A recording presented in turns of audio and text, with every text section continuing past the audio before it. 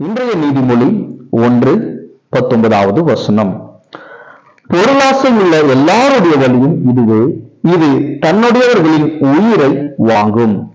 இங்கே வேதவசனம் சொல்லக்கூடிய ஒரு காரியம், நீங்கள் பொருளாசை உள்ளவர்களாக இருக்கிறீர்கள் என்றால் உங்கள் ஜீவனை அது பறித்துவிடும், அல்லது உங்களை சுற்றி இருக்கக்கூடிய நபர்களுடைய சமாதானத்தை கெடுத்துவிடும் என்று சொல்லக்கூடியதை பார்க்கிறோம்.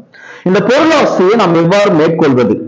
முதல் காரியம், உங்கள் வாழ்க்கையை நீங்கள் வெறுக்காதபடி மகிழ்ச்சியாய் அனுபவியுங்கள். உங்களிடம் பணம் இருந்தாலும் சரி, பணம் இல்லாமல் இருந்தாலும் சரி, மகிழ்ச்சியாக இருக்க வேண்டும்.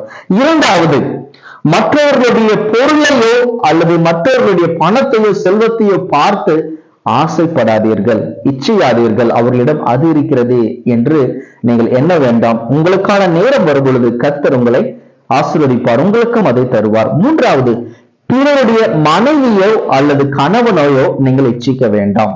இந்த வார்த்தையை நாம் சொல்ல வேண்டும் என்றால், சில நேரங்களில் திருமணமானவர்கள், ஐயோ என்னுடைய கணவன் நல்ல தாழ்ந்து இல்லாதவராய் இருக்கிறார், அதிகமாக பணம் சம்பாதிப்பது கிடையாது, அந்த நபரை பார்த்தால் நன்றாக சம்பாதிக்கிறார் அல்லது நல்ல தாழ்ந்து இருக்கிறார், அவரை நான் திருமணம் செய்து கொண்டு இருக்கலாம் என்ற அந்த ஒரு சோதனைக்குள் அகப்படக்கூடாது. அதே போலதான் மனைவிகளும் மற்றொரு நபரை பார்த்து அல்லது கணவன் மற்றொரு பெண்ணை பார்த்து இப்படிப்பட்ட சோதனைக்குள் அகப்படக்கூடாது.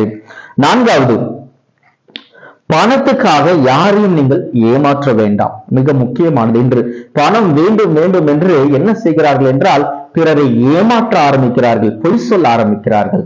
அதை நீங்கள் தவிர்க்க வேண்டும். ஐந்தாவது, பிறருடைய வளர்ச்சியை பார்த்து நீங்கள் பொறாமைப்பட வேண்டாம். சில நேரங்களில் நம்முடைய கண்களுக்கு முன்பாக நம்முடன் இளையவர்கள் வளர்ச்சி அடையும் பொழுது நமக்கு பொறாமையாக இருக்கிறது, அல்லது நம்முடைய இருதயம் அதை ஏற்றுக்கொள்வதில்லை. ஆனால் இந்த வேதவசனம் சொல்லக்கூடிய ஒரு காரியம், நீ பொருளாசை உள்ளவனாக இருக்க வேண்டாம், அல்லது மற்றவனுடைய பொருளையோ மற்றவனுடைய வளர்ச்சியோ நீ இச்சிக்க வேண்டாம். இந்த காரியத்தை நாம் செய்யும் பொழுது கர்த்தர் நம்மை ஆசீர்வதிக்கிறார். பாவத்தை விட்டு விலகி ஓடுவோம், நம்முடைய தேவைகளை அவர் சந்திப்பார். கர்த்தர் உங்களோடு கூட இருப்பாராக. ஆமென்.